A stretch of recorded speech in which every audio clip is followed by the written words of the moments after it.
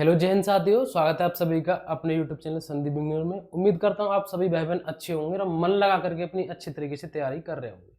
देखिए, आज जो हम बात करने वाले हैं, आज हम बात करेंगे दिल्ली पुलिस के एक ऐसे सब्जेक्ट पर कि जिस सब्जेक्ट पर आपका पूरा सिलेक्शन टिका होता है। उससे पहले आप कुछ बेसिक सी जानकारी होनी चाहिए कि इसका जो नोटिफिकेशन है वो कब आने वाला है। ठीक है, तो आप सभी को पता है कि जो दिल्ली पुलिस, अगर हम यहाँ पर कांस्टेबल की बात करें, दिल्ली पुलिस अगर हम यहाँ पर कांस्टेबल की बात करें, तो इसका जो नोटिफिकेशन है वो लगभग सितंबर में आपको देखने को मिलेगा। ठीक है, और एग्जाम है वो आप ही मान सकते हैं कि इसका जो एग्जाम है वो दिसंबर में आपको देखने को मिल जाएगा। अब बात ये आती है, आप सभी को पता है कि दिल्ली पुलिस में सिलेक्शन लेना इतना आसान नहीं है। इसके नोटिफिकेशन के अब बहुत टाइम नहीं बचा है, और अगर नोटिफिकेशन तो छोड़ ही दो, क्योंकि हमारा जो सिलेक्शन होगा वो अगर हमारा एग्जाम अच्छे तरीके से होगा तभी हमारा सिलेक्शन हो पाएगा। तो हमारे एग्जाम में अब इतना ज़्यादा समय नहीं है, क्योंकि आप सभी को पता है ये अगस्त चल रहा है इस टाइम पर, और अगस्त के बाद अब अगर इस टाइम पर आपका एग्जाम होगा तो आप ये खुद सोच सकते हैं कि क्या ये ऐसा समय है अब कि जिसमें हम आराम से ये सोचें कि बाद में तैयारी कर लेंगे। आपको अभी से अपनी तैयारियों पर पूरा फोकस करना पड़ेगा। और पढ़ाई में क्या होता है कि क्या चीज हमें पढ़नी है उससे ज्यादा जरूरी होता है कि क्या नहीं पढ़ना है। ठीक है, तो आपकी उसी के ऊपर बात करेंगे। ठीक है, देख, मैं आपको बताऊं, सबसे पहले तो इसमें एक बेसिक सी जानकारी जो होती है मैंने वैसे पहले भी आपको बता दिया है।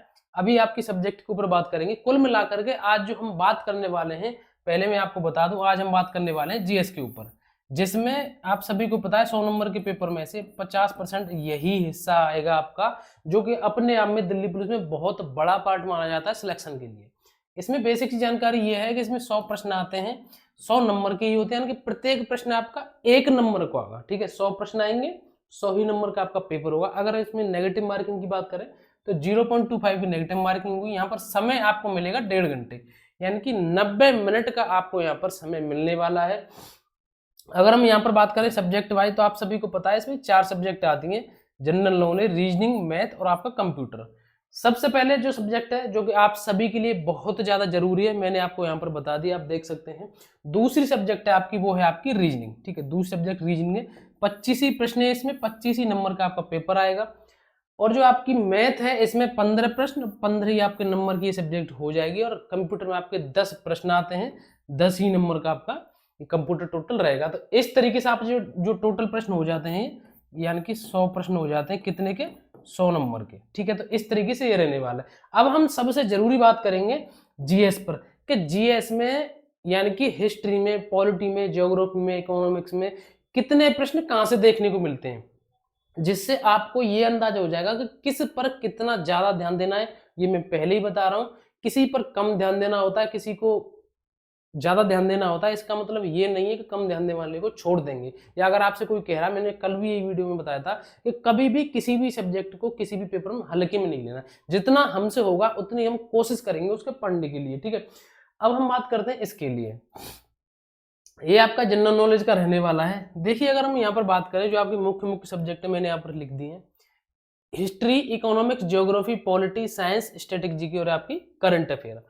अगर हम सबसे पहले यहाँ पर बात करें, हिस्ट्री के लिए, तो दिल्ली पुलिस में अगर आप पीवाई को देखेंगे, देखिए कोई भी चीज होती है ना, कोई भी चीज हो, आपको क्या करना है, कोई भी चीज हो, ऐसा नहीं है कि जो मैं बता रहा हूँ सब कुछ वही सत्य है। कुछ चीजें अपने आप भी ट्राई किया करिए। अगर आप इसके पीवाई को देखेंगे तो आपको ये सारी चीजें उसमें देखने को मिलेंगी, क्या मैं सच कह रहा हूँ।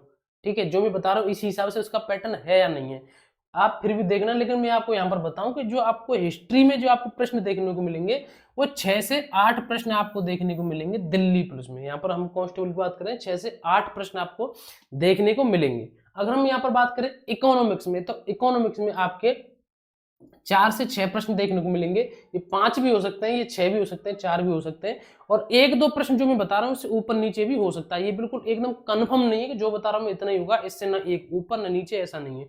लेकिन एक एवरेज में हम बात कर रहे हैं। अगर हम यहाँ पर बात करें ज्योग्राफी की, तो ज्योग्राफी में 6 से 7 प्रश्न आपको देखने को मिलेंगे। अगर हम यहाँ पर बात करें पॉलिटी की, तो पॉलिटी में लगभग 5 से 7 प्रश्न देखने को मिलेंगे। साइंस में जो आपके प्रश्न देखने को मिलेंगे वो 3 से 4 देखने को मिलेंगे। और साइंस की यहाँ पर एक बात और बता दूं आपको, कि जो भी आपके प्रश्न आएंगे उसमें ज्यादातर जो प्रश्न रहेंगे वो आपको बायोलॉजी से आते हैं। ठीक है, बायो से आपके प्रश्न आते हैं 3 से 4 प्रश्न। अब इसमें मैं आपको बताऊं, स्टैटिक में स्टैटिक जीके का सबसे बड़ा पार्ट रहता है दिल्ली पुलिस में। आप यहाँ पर देख लीजिए किस किस में कितना वेटेज है। तो यहाँ पर सबसे ज्यादा है आपका 12 से 15 प्रश्न आपको देखने को मिलेंगे स्टैटिक जीके में, जो कि जीएस का सबसे बड़ा पार्ट है पूरी दिल्ली पुलिस के सिलेबस में, और उसमें भी सबसे ज्यादा आपकी स्टैटिक जीके आती है। अगर हम यहाँ पर बात करें करंट अफेयर, इसमें आपको 5 से 7 प्रश्न देखने को मिलेंगे। ठीक है, तो आप एक अंदाजा लगा सकते हैं कि कहां से कितने प्रश्न आते हैं, कौन सी ऐसी सब्जेक्ट है जिस पर मुझे सबसे ज्यादा ध्यान देना है। अब स्टैटिक जीके में अगर 12 से 15 प्रश्न आ रहे हैं तो इसका मतलब ये नहीं कि पूरा समय इसी को दे दें आप। इसका मतलब ये नहीं है कि पूरा समय आप स्टैटिक जीके को ही दे दें। और यहाँ पर अगर आप देखेंगे तो आपको लगेगा कि सबसे कम प्रश्न तो यहाँ पर साइंस को आ रहे हैं, तो इसको बिल्कुल भी समय नहीं देना, ऐसा नहीं करना है। इसमें जितने प्रश्न आ रहे हैं उसके हिसाब से इसको समय दीजिए। स्टैटिक जीके में जितने प्रश्न है 12 से 15 दीजिए, 12 से 15 प्रश्न इसमें आ रहे हैं, उसके हिसाब से इसमें समय दीजिए। सभी सब्जेक्ट अपने आप में बहुत जरूरी है आप सभी के लिए। ठीक है, सभी सब्जेक्ट आप सभी के लिए अपने आप में बहुत जरूरी है, क्योंकि कोई भी सब्जेक्ट ऐसी नहीं है जिसको आप छोड़ सकते हैं।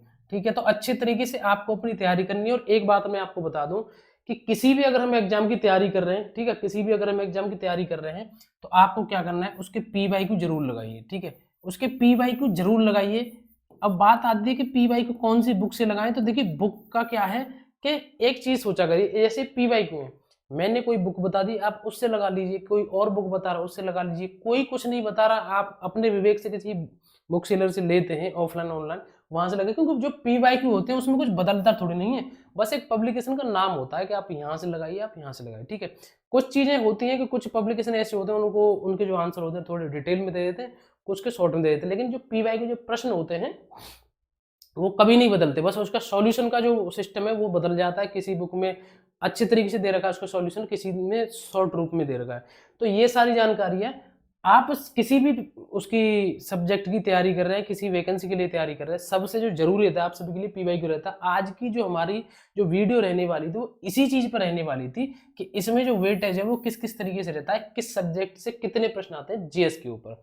ठीक है, इसी तरीके से मैं आपको बता दूं, इसी तरीके से जैसे मैं यहाँ पर जीएस की बता रहा हूँ, इसी तरीके से मैं आपको मैथ की, ठीक है, इसी तरीके से मैथ की और आपकी रीजनिंग की और इसी तरीके से कंप्यूटर की, यानी कि मैं आपको इन तीनों सब्जेक्ट की अच्छे तरीके से और कौन कौन से टॉपिक आपको सबसे ज्यादा ध्यान देना है पढ़ने के लिए, जीएस के लिए मैं एक अलग से पूरी, थोड़ी सी वो लंबी वीडियो हो जाएगी लेकिन कोई दिक्कत नहीं है। जैसे कि हिस्ट्री में आपके सबसे ज्यादा प्रश्न कहाँ से पूछे जाते हैं, इकोनॉमिक्स में कहाँ से पूछे जाते हैं, पॉलिटी में सबसे ज्यादा प्रश्न कहाँ से पूछे जाते हैं, और सबसे ज्यादा जरूरी आपको जो स्टैटिक जीके है इसमें सबसे ज्यादा आपको किन किन टॉपिक पर ध्यान देना है, इसके ऊपर मैं जीएस के ऊपर थोड़ी सी और ज्यादा डीप वीडियो बना दूंगा जिससे आपको बहुत बेनिफिट मिलेगा। सभी सब्जेक्ट के ऊपर बना दूंगा।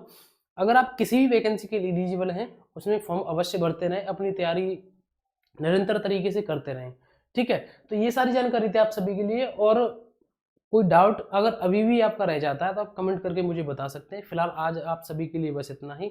वीडियो को लाइक करके चैनल से जरूर सब्सक्राइब कर लें, चैनल से जुड़े रहें ऐसी अपडेट पाने के लिए। तो आज के लिए बस इतना ही, मिलेंगे नेक्स्ट वीडियो में। जय हिंद।